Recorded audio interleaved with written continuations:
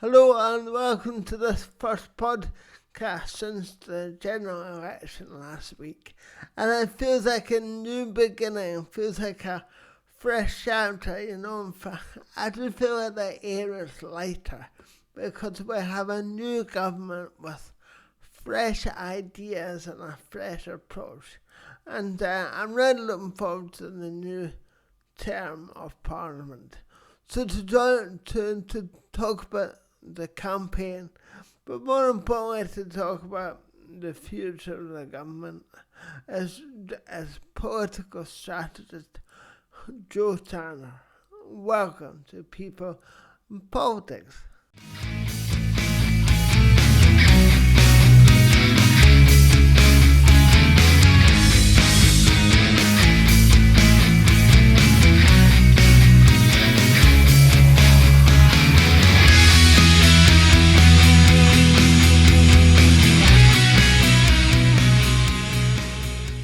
So, Joe, thank you very much for coming on the show and doing this. It's really nice to meet you. It's great to meet you too. And I've no doubt you have had a busy few weeks. It's been it all came as a bit of a shock, the election, and then suddenly getting thrust into doing lots of commentary. So it's been a really busy few weeks for me. I think I saw you on Sky. I think I saw you doing a commentary on Sky Telly, which is when I contacted you, and I thought that'd make a really interesting conversation. But I do know you. It, it feels like a new chapter and a new beginning. I don't know what's changed because for myself nothing much has changed in the last few days. But it just feels lighter and it feels fresh and it feels new. Is that the feeling you get? Yeah, I had this moment where I thought when I wake up, how am I going to feel if nothing has changed? And I did wake up and saw, even just seeing Keir Starmer walking down Downing Street, going to number 10, and the big smiles and it wasn't like 97. It wasn't the No. same euphoria. I voted for Labour in 97, and it wasn't the same feeling, but I've been really energized by seeing, the first female chancellor and Wow. seeing all these new faces, and even someone like Louise Hay, who's in transport wearing with her bright red hair and her she's been criticized for what she's wearing already. And I thought, no, she's just batting it away. She's got a job to do. And I kind of love seeing the new faces and the energy, like even from just so many new MPs that are really enthusiastic about the job ahead. It's going to be tough. We're living in tough times, but it's change can be good, I think. And I think this is a really exciting time to have an interest in politics and to be watching what's going to be happening to our country. I think it will, but don't get it. It didn't really sink into me until Saturday, and like I said, I saw the pictures of Sir Keir in Downing Street, and then you saw members of the cabinet walking out with their brand new shiny red folders, and there was one moment in particular which I'll always remember. I saw Rachel Reeves. Yeah, she was walking up then to go into number 11. She had her outfit and she was beaming, smiling from ear to ear. I thought, it is wonderful. And Uh, how do they not all look exhausted? They all looked pretty good. I felt stressful. They all looked great. yeah, exactly. Because even on Saturday, and presumably they've all been out most of the night if they've been to bed at all. So they're pretty good. But do you think that there's enormous expectation on this new government and almost too much so that they're never gonna meet everybody's expectation in a reasonable time frame. And so they think that'll cause problems to them in the future because I there's so much. Yeah, I think you raise an interesting point. There is definitely a risk that they've got a lot to do and not a lot of time to do it. But I think the key thing is they've got to deliver something. They've got to deliver some tangible benefit or change that people can see. And it doesn't have to be big, but they've got to deliver something relatively fast. And I think expectation management is really important. It's not good enough to just say the Tories have left everything in a mess, because that only lasts for so long. But I think even this idea of mission led government and the way they're bringing in people from outside to be involved in certain jobs, um, and to help with achieving some wins in key areas, I think it's going to be a different way of doing government, but also a slightly interesting way of doing government, which I think might buy them a little bit of time, because it shows that there's a sort of, it's not just doing departmental stuff, but it's like bigger change that we're trying to achieve. So I think in that respect it's going to be interesting, but people are definitely restless for change. They're looking for stuff to happen, and Labour set themselves a big task. You know, they said about these 40,000 appointments in the NHS, and they Yeah. said they'd be doing that pretty quick, so they've got to solve the, you know, the doctors' strikes. They've got to get on to looking at how they get people working longer hours in the NHS. And, you know, good luck to them. It's going to be a big ask. But having a healthy workforce has got to be one big step towards us achieving the productivity and the growth that they need us to get as a country to pay for all the other stuff that they've Yeah, promised. of course, yeah. Yeah, you mentioned getting people in the NHS to work longer hours, I felt kind of frustrated at Keir Starmer during the campaign, I felt like his strategy was say nothing. I thought that was the end of the bottom line of his strategy. And particularly, and there was a lot of stuff that made me worried, for example, the NHS, saying that he wanted doctors to work longer hours. He refused to raise the cap on second term benefit. There's so many things in the campaign that I was so worried that he wasn't gonna do it, or I thought he might do it, but with a really small majority.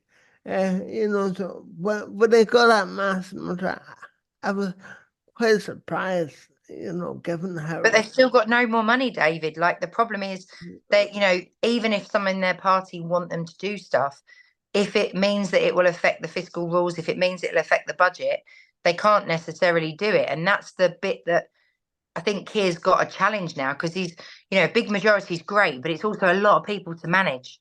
A Yeah. bigger group is, you know, you see those pictures of them all, and it's like that's like a primary school. You know, it's like a lot of people in one picture.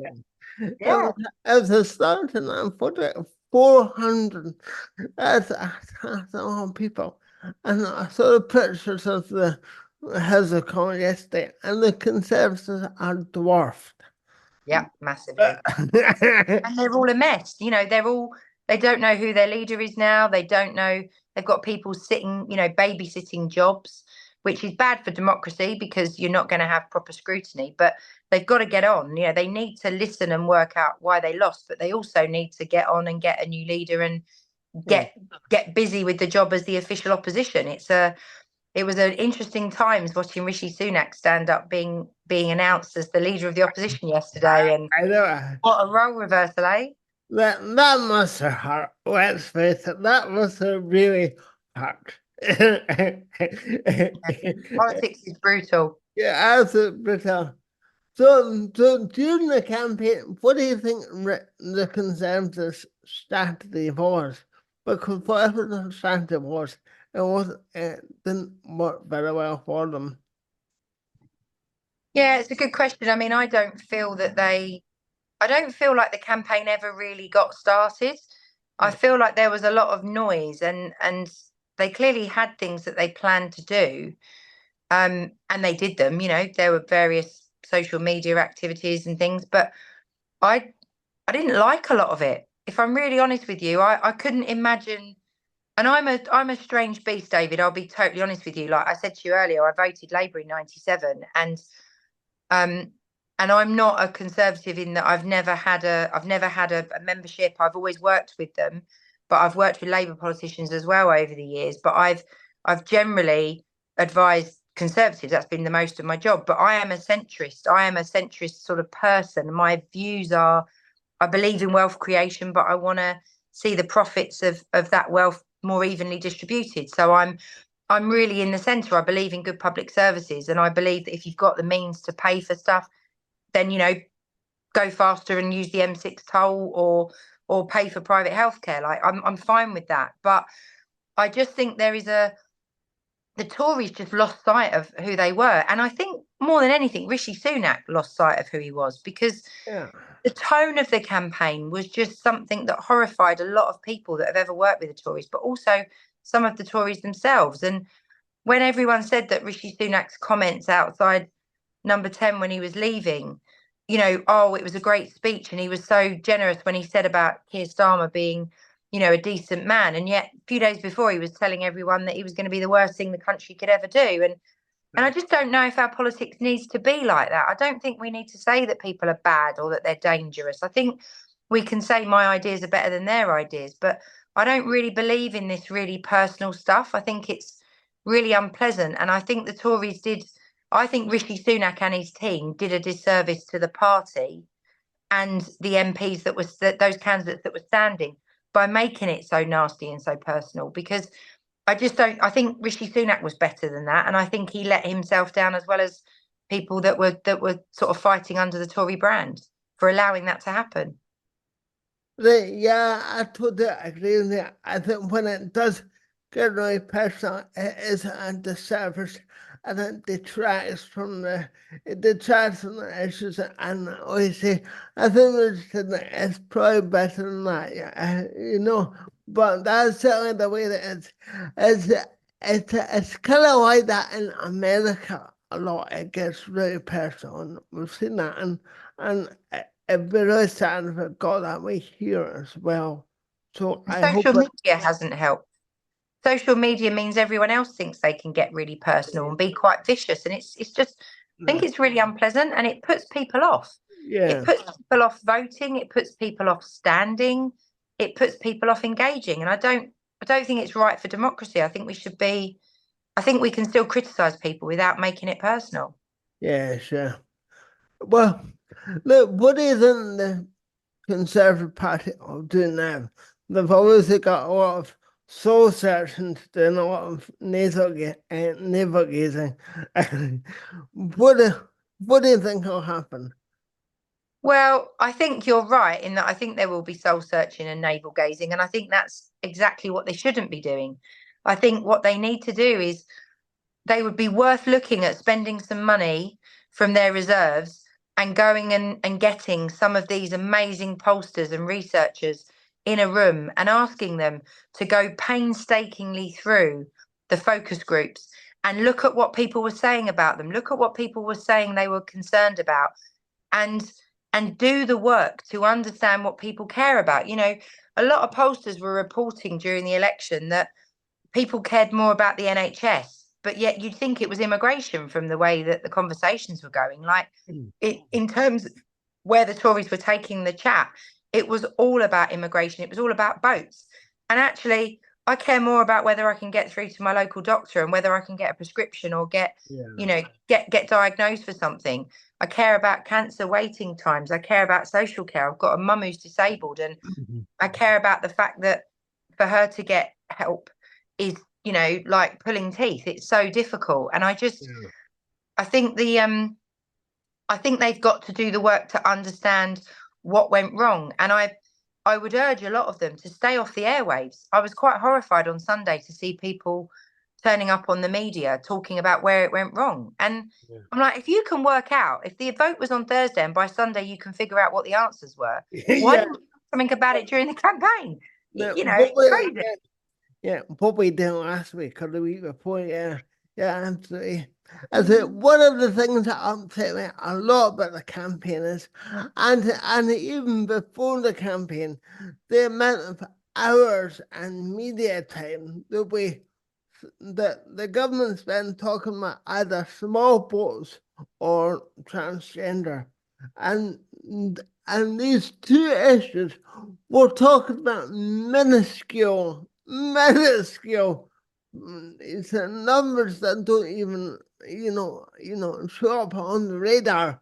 They're so small, words that have been better talk about health, education, and the economy, but they see but the Conservatives, they have a long history of, trying to divide people, trying to pick up on a small issue to divide them. I think it's come back to bite them this time.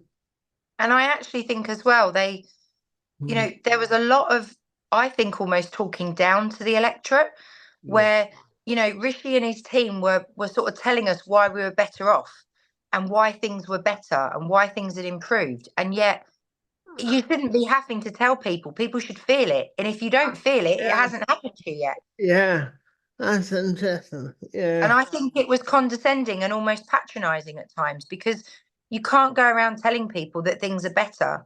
Like it's not your job to tell people that. It's to say we're working towards and we're making a difference. But you can't tell people how to feel. And yet they repeatedly were telling us how to feel. And I think it made people cross. I think it made people really cross. You're right. Yeah. Yeah.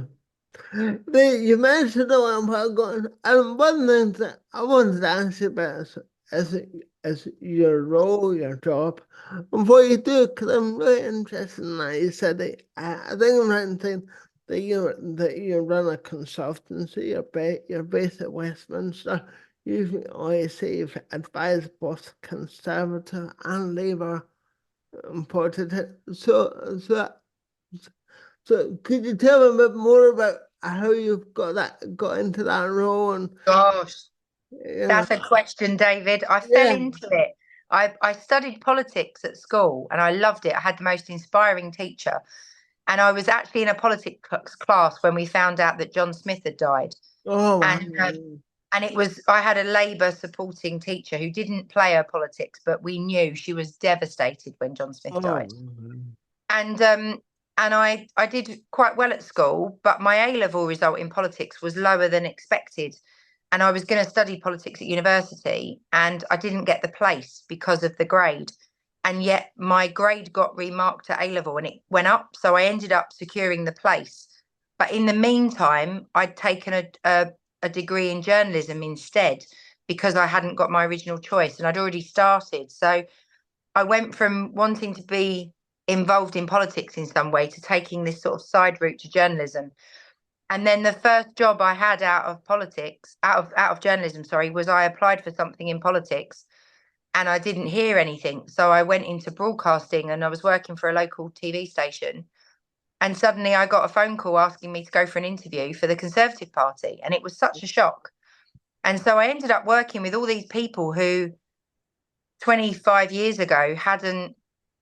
I mean, people like Robert Halfon, the skills minister, just outgoing skills minister, he was a volunteer. John Glenn was a volunteer. They hadn't even been elected in seats. Priti Patel was another person in the office. Penny Mordaunt was another person in the office. And so I joined at a time when all these people didn't have official roles, but then got selected and became elected and all that during my career. So I knew people like Nick Robinson on the BBC when he was just a sort of not mid-ranking, but he was like a chief. I think he was a chief political correspondent. He wasn't political editor. I was working before most of the channels we watch had even existed. BBC News was called BBC News 24, and it was the start of that channel. We barely had the internet. I mean, we had emails, but we had the start of early websites. It was a long time ago. So I learned my job was about translating what the politicians wanted to say and dealing with the media. So it was answering questions from the media, setting up events and things like that. But I did the 2001 election when the Tories lost badly. One of the first MPs I worked with was Anne Widdecombe. And I was working with the Tories through some really fascinating issues like defending trial by jury, and which at one point was being looked at being got rid of. The independent learning accounts, individual learning accounts, which there was a big catastrophe over. Loads of issues. The rise of spin the cost of the Labour government on spin. I mean, I sort of worked on some fascinating stuff, Yeah. and I loved it. I really loved it because when you're young, you're dealing with these senior journalists. You've really got to learn how to do the job quickly, and there's no greater baptism of fire than being, thrown in at the deep end, which is what I had to do. And I met some amazing people, learned some really great stuff. But the Tories were a mess. They were all fighting. I wasn't a Conservative, so I didn't have a faction. I didn't have a tribe. I just did my job, which was weird. I was unusual at that time. Yeah. But I started the job saying to them, I grew up in a Conservative area, Ted Heath's constituency, Oh, yeah. went to a grammar school. And as I said to them, I should be voting Conservative, but I'm not. So I'm the sort of person you need to convince. And they took me on and gave me a job. So That's great.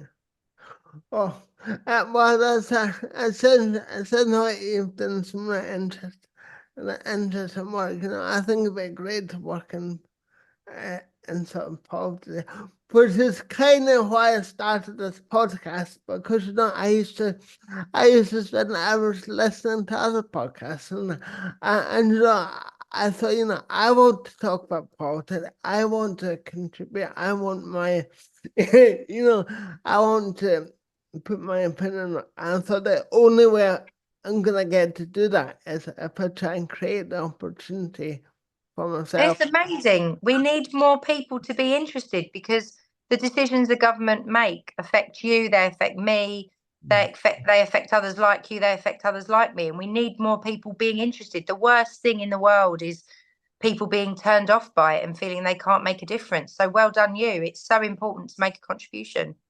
Yeah, lots of people turned off by it, but I was quite disappointed yesterday, but I don't know if I'm right to be disappointed because Keir Starmer stood at the dispatch box yesterday in his first speech, and he said that this is the most diverse government of all time. It's got the highest proportion of ethnic minority and LGBT people. And he didn't mention disability at all. And I don't know whether or not I'm right to be disappointed about that because, uh, yeah, I feel like disability is not really mentioned very much. No, and I think that is a shame. Like, look at Craig McKinley, who he said he wanted to stand as an MP after having, all of his limbs amputated. Yeah, Yet, the election was called like the next day or the day after he made his sort of first outing, and he realised that the campaign was going to be too much for him. But if he'd yeah, had a few more months, maybe he would have been able to fight that campaign. And I think it's desperately sad that we didn't get to see him have that chance. yeah, he Um, would have been great. we Yeah, do have a guide dog, though. Did you see Jenny, the guide dog? We've and got a blind MP on the Labour benches, and we've now got a guide dog who I've already seen a Twitter account has started because Jenny's going to go and meet Larry the cat, apparently. oh, that's a great. That's so funny. Well, but that was the second guide dog because Stephen Bunker, of course, has several guide dogs. So Yeah. so it's given me interesting times. I think they need a bit of time, David. I Yeah. think there's a list of things they need to think about and they need to do. And I think, even Angela Rayner has been a very active supporter of British Sign Language and has communicated quite a lot using that. And Oh, I shit. think you and others need to be reminding them that disability is part of the diversity of sort of people that we need. It's not even about representing because we need to have disabled MPs. It's about making sure the No. focus is on people and their needs. And I do hope that if health and social care is focused on by this government, then by its very nature, the fact that more support will be provided through the health service and social care service, we might be able to see more people representing themselves and being able to play a fuller part in the economy and in society than perhaps they do when they're stuck on a waiting list somewhere. It's got to be helpful. Yeah, Keir Starmer's he's put a lot of that in the campaign about getting people back to work, by getting the weight loss down. And that and that actually, it's not about disabled MPs. That's not what it's about. But I think it's about including disabled people in the processes, the decision making, the committees, the think tanks, and all the places that feed into the parliament.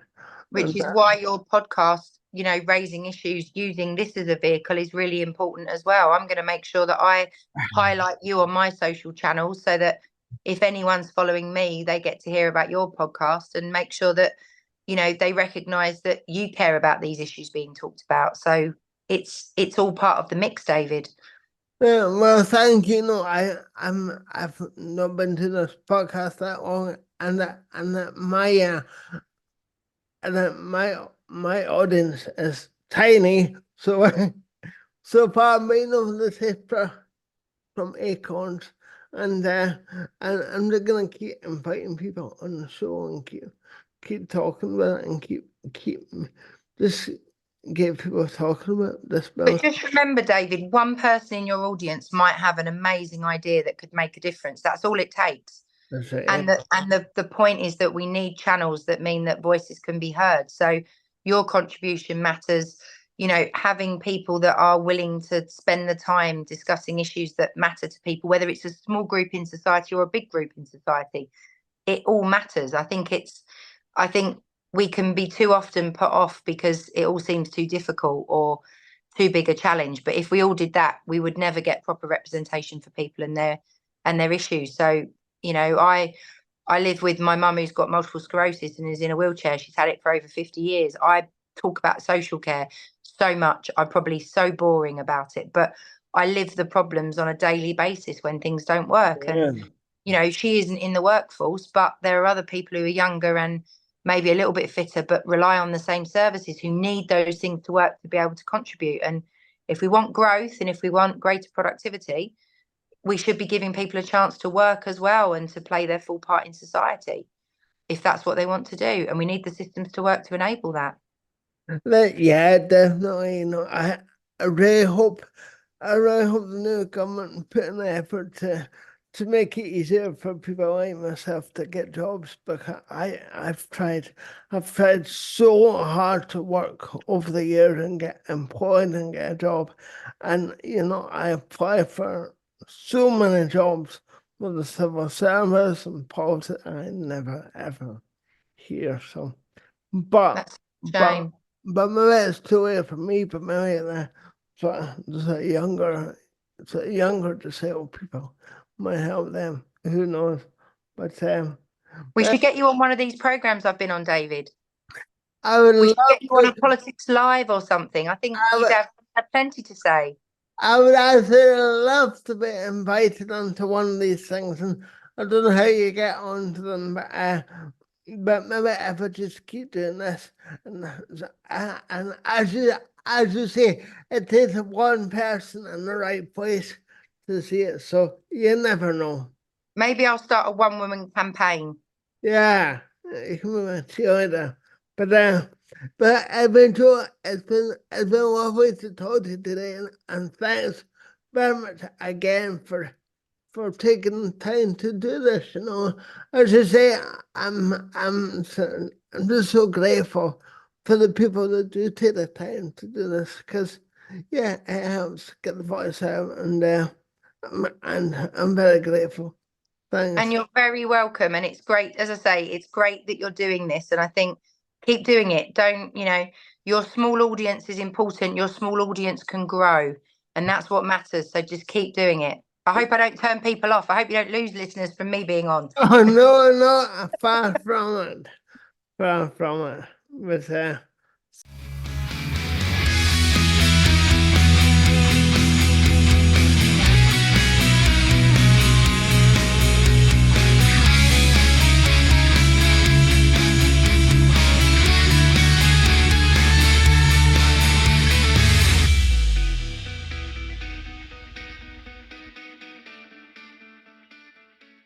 so okay, thank you. So what is the rest of of the rest of your day look like? The rest of my day, I've got a couple of meetings and I'm going on holiday. Actually, I'm having a rest after this election. So I'm going to have a few days away later this week. So I've got to get packing. I'll be getting all my favourite orange clothes out, David, because you've inspired me that I've remembered a couple of things I've got as it's my favourite colour. See, I've even got my mugs. Everything's orange in my house. Yeah, honestly, I don't know if you've seen photographs of the Dutch football fans. They're they're just a sea of orange. It's a lovely kit. It's such a Uh, lovely colour. they're fabulous, and they've got that song, but they all go to what? I don't know. Will you be watching? Will you be watching the match later? Oh yeah, we're cheating on England. Yeah, Good. Yeah, me too. I'm looking forward to it. yeah. Lovely to talk to you. Have a great Okay. rest of the day. Thank you Bye, very much David. again. Take care. Bye. Bye.